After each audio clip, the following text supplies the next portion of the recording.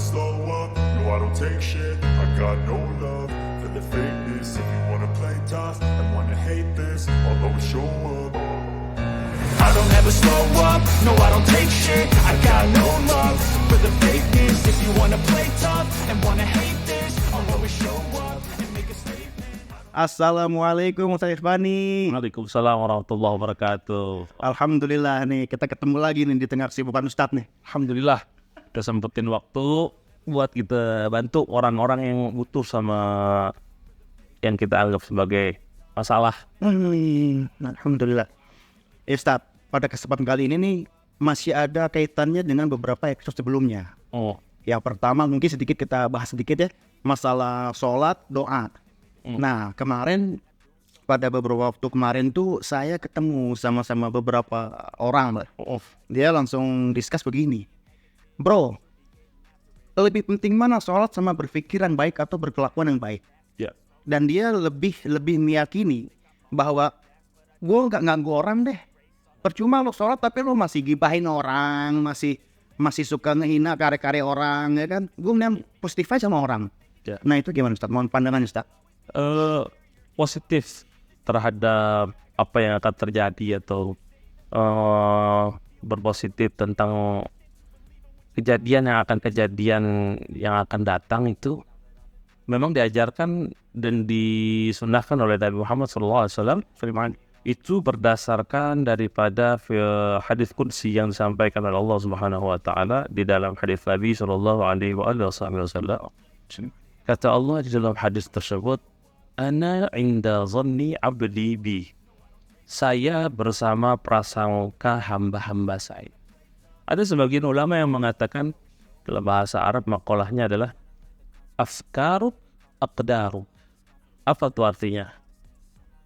Pemikiran kita, sangkaan kita itu adalah takdir yang akan terjadi di depannya.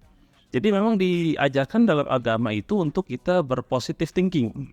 Itu bagus dan baik. Tapi kita juga tidak boleh putus hubungan dengan Allah. Maka di sini Islam mengajarkan kita harus menyambung hubungan antara manusia, yaitu hablum minan nas dan juga hablum minallah. Jadi kalau misalkan dia cuman positive thinking aja sama orang lah, nggak usah pakai sholat. Nah ini namanya timpang, perjalanan agamanya timpang. Artinya dia jalan cuma dengan kaki satu saja. Nah, maka harus diseimbangkan dengan dia melakukan kewajiban yang diperintahkan oleh Allah Subhanahu wa taala. Karena kita baca Al-Qur'an di dalam surah Al-Asr, wal 'asri, demi masa innal insana lafi khusrin.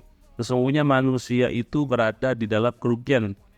Semuanya itu rata. Illa, ada pengecualian, ada exception, yaitu alladzina amanu wa 'amilus shalihat wa tawasaw bil haqqi wa tawasaw bis sabr. Jadi semua orang berada di dalam kerugian kecuali orang yang beriman. Kemudian orang yang beramal soleh. Kemudian orang saling menasihati dalam kebaikan dan saling menasihati dalam keburukan. Orang yang beriman itu adalah orang-orang yang mengerjakan kewajiban yang diperintahkan oleh Allah Subhanahu wa taala. Kemudian amilus shalihat, mengerjakan amal soleh, amal baik yang manfaat untuk orang banyak, yang manfaat untuk orang lain, ini adalah amal soleh. Maka ya kita jangan hanya berpatokan dengan pikiran kita baik terhadap semua orang, ini memang bagus, tapi alangkah baiknya kita sempurnakan lagi dengan kita mengerjakan sholat, ibadah-ibadah wajib yang lainnya. Karena kita ini diberikan kehidupan oleh Allah. Kita dikasih hidup sama Allah, kita dikasih rizki sama Allah, kita dikasih segala macam yang ada di dunia ini daripada kenikmatan, itu semuanya datang dari Allah. Kita kalau digaji sama bos aja bang, kita harus baik sama bos kita. Tapi kita dikasih hidup sama Allah, masa kita nggak mau berbuat baik sama Allah? Maka kita nggak fair kalau kita ini hanya berpikir baik terhadap manusia, cuman kita nggak berpikir baik dan menjalankan kewajiban dari Allah Subhanahu wa taala yang memberikan kita kehidupan ini. Gitu. Jadi ya haruslah bareng-bareng. Positive thinking boleh, kita harus husnuzan itu diajarkan oleh Nabi. Bahkan dikatakan inna ba'dadh-dhanni ismun, sesungguhnya sebagian daripada prasangka-prasangka itu adalah dosa. Yang dimaksud dosa itu yang suudzon itu negative thinking. Ini akan melahirkan satu akibat yang negatif juga terhadap diri kita, juga pandangan Allah Subhanahu wa taala akan berubah kepada orang-orang yang memandang buruk orang lain. Jangan kita anggap enteng nih yang keburu orang lain. Masya Allah. Kenapa? Karena iblis itu nggak mau beribadah, nggak mau sujud sama Nabi Adam atas perintah Allah. Itu bukan karena iblis ini bodoh, iblis itu alim. Iblis itu orang yang pinter, cerdas, dan dia dulunya tinggal di surga. Tapi ketika disuruh sujud sama Allah kepada Nabi Adam, apa kata iblis? Qala ana khairum min. Iblis bilang, saya lebih baik daripada Nabi Adam. Khalaqtani min nar wa khalaqtahu min tin. Saya diciptakan dari api, sedangkan Adam hanya diciptakan dari tanah, ya Allah. Kenapa saya harus sujud sama Adam? Nah, maka kalau ada orang-orang yang saya lebih baik daripada dia, saya lebih kaya daripada dia, ini adalah salah satu di antara sifat-sifat iblis. Jadi kita harus jauhi, dan ini diajarkan positive thinking. Tapi jangan lupa, kita juga harus memperbaiki hubungan kita dengan Allah. Allah yang memberikan rezeki, Allah yang memberikan kehidupan, Allah yang akan memberikan kepada kita kebahagiaan di akhirat nanti. Kita kan nggak pengen cuma bahagia di dunia doang. Di dunia itu cuma sementara, ya paling lama 60-70 tahun. Sisanya adalah kehidupan yang abadi, kehidupan yang dikekalkan oleh Allah. Itu nggak ada ujungnya. Tempatnya cuma dua. Kalau nggak surga, neraka. Kalau nggak hitam ya putih. Kembali putih. Ya, jadi ya mungkin ini bisa menjawab keresahan-keresahan kita. Ya, kita juga harus baik sama orang, baik sama manusia, dan kita harus baik sama Allah Subhanahu wa taala. Nah, berarti memang kalau dari penjelasan Ustadz Fani itu seimbang ini penting berarti. Baik sama orang, ya tetap membangun hubungan juga dengan Allah tentunya. Nah, sekarang saya mau tanya nih, kalau orang udah sholat, tapi masih demen ngegibah, atau orang lagi bikin karya, dia hancur-hancurin deh, pokoknya dibikin down deh gitu deh. Tapi di sholat nih, kelihatannya tuh apa namanya, sia-sia di sholatnya atau gimana, Ustaz? Urusan ibadah kalau bahasa kita mah sebutnya itu urusan dapur masing-masing. Yang tahu ibadah diterima apa enggak itu hanya Allah Subhanahu wa taala. Cuman yang jadi masalah adalah kenapa dia sholat tapi masih melakukan sesuatu yang tidak terpuji, sesuatu yang masih dilarang. Padahal janji Allah di dalam Al-Quran apa? Inna sholata tanha anil fahsya'i wal munkar. Sesungguhnya sholat itu akan mencegah seseorang daripada berbuat sesuatu yang jahat dan berbuat sesuatu yang mungkar. Nah, kalau ada orang sholat tapi masih melakukan kemaksiatan, kejahatan, dan juga perbuatan-perbuatan yang nggak baik, ada apa dengan sholatnya? Masya Allah. Jadi pertanyaan. Maka ya inilah pentingnya kita ini ngaji, belajar. Jadi jangan cuma sekedar kita sholat, kalau bahasa orang Betawi tanggang tungging. Kita cuma sholat, tapi kita nggak tahu rukun sholat itu seperti apa. Mungkin nanti ke depannya kita akan bahas gimana sholat yang diterima, atau ciri-ciri orang yang sholatnya diterima itu seperti apa.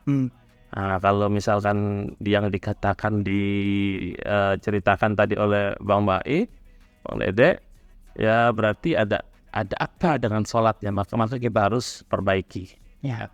Jangan pernah puas dengan ibadah kita, jangan pernah puas dengan amal baik kita, karena kita nggak tahu amal baik kita ini diterima sama Allah atau enggak, sholat kita ini diterima sama Allah atau enggak.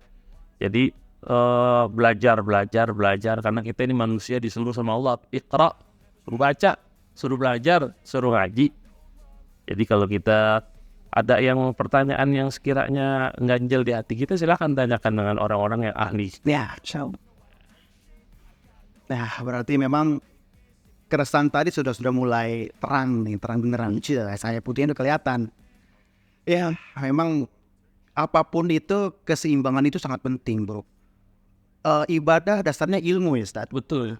Begitupun lo hidup di tengah masyarakat. Pentingnya ilmu tuh lo bisa ngebedain mana ranah publik, mana ranah privat. Jadi jangan sampai dicampur aduk. Oke deh. Nah, sekarang mungkin gini, Ustaz.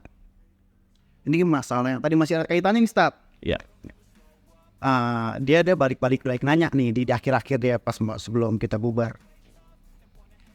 Sekarang begini deh, kalau gue tetap sholat juga, tetap gibah juga, itu mendingan gimana ya? Maksudnya dia tuh bingungnya gini loh. Sholat gue ini keterima apa enggak sih? Atau memang kalau gue masih sholat tapi masih tetap maksiat, apakah emang karena gue kurang ilmu atau memang itu tanda gue nggak keterima sholat gue? Sebentar, kita jawab lagi sama Ustadz Fandi nih, silakan. Sholat dan perbuatan kita itu adalah seiring sejalan. Kalau kita mau lihat pribadi seseorang, nggak usah jauh-jauh lihat sholatnya. Apakah dia masih sering mengakhirkan sholatnya? Artinya dia ketika azan masih sibuk dengan kerjaan-kerjaan dunianya sehingga sholatnya entar. Nah, mungkin ada kesalahan di situ, atau mungkin dia kesalahan di dalam praktek wudhunya. Atau mungkin yang lebih besar lagi adalah mandi besarnya. Nah, ini kan jadi masalah karena syarat sahnya sholat itu kita bersih daripada hadas kecil dan hadas besar. Dan berarti wudhunya diperhatikan, janabahnya, mandi besarnya diperhatikan, kemudian sholatnya juga harus diperhatikan. Maka ya kedepannya mungkin kita sedikit-sedikit akan membahas juga tentang bagaimana biar sholat kita diterima, cara-cara, tips-tips sholat kita diterima, yang mana sholatnya akan melahirkan pencegahan daripada perbuatan yang keji dan perbuatan yang mungkar. Jadi ada baiknya kalau orang misalkan dia sholat cuman tetap maksiat, sholat aja udah. Nah, kenapa? Karena ibarat kita ini kalau hidup kita sholat tapi maksiat, jalan bahasanya STMJ kalau sekarang ya, sholat terus maksiat Tuhan. Ya, nggak apa-apa, jangan dia putus asa. Allah itu maha baik, Allah itu maha pengampun, Allah itu maha menerima taubat. Kita yang penting ada usaha untuk mendekat kepada Allah. Yang penting itu dulu, kita ada usaha untuk mendekat dengan Allah. Adapun kita ngelakuin maksiat, ngelakuin jahat, itu karena pribadi kita yang nggak bisa menahan hawa nafsu yang ada dalam diri kita. Nah, mudah-mudahan dengan dia sholat, itu di akhir hayat atau di waktu kapanpun, dia punya kunci tobat. Dia punya kunci tobat. Jadi kalau orang sholat itu, dia mau maksiat, dia mau ngapain, minimal dia udah pegang kunci tobat. Kapanpun Allah buka hatinya, kapanpun Allah pengen dia kembali kepada Allah meninggalkan maksiatan, tinggal tunggu waktu. Nah, maka manfaatnya sholat ya seperti ini. Jadi kalau bahas sekarang, bandel boleh, sholat jangan tinggalin. Gitu Pak. Siap. Ya kan Ustaz. Ini kayaknya udah begini-begini lagi nih, Bapak produser kita nih. Sebenarnya memang masih ada lah beberapa poin, tapi kita bahas di episode berikutnya Ustaz ya. Boleh. Ya. Oke, sebelum gue tutup, bro, ini kondisi memang lagi panas. Oke, tapi hati kepala jangan ikutan panas, bro. Sehitam apapun lo, kembalilah putih, bro. Oke lah, gua sama Ustadz Fandi mau izin pamit. Sebelum gue lupa, klik tombol subscribe dan loncengnya. Dan juga gue ingetin, kita bakal ketemu setiap hari Senin siang tuh. Jadi pantengin terus, oke? Minimal kalau lo takut lupa, klik bro, klik. Susah amat, klik doang. Clear ya? Oke, gue pamit. Assalamualaikum warahmatullahi wabarakatuh. Waalaikumsalam warahmatullahi wabarakatuh. I don't ever slow up, no I don't take shit. I got no love for the fakeness. If you wanna play tough and wanna hate this, I'll always show up. I don't ever slow up, no I don't take shit. I got no love for the fakeness. If you wanna play tough and wanna hate this, I'll always show up.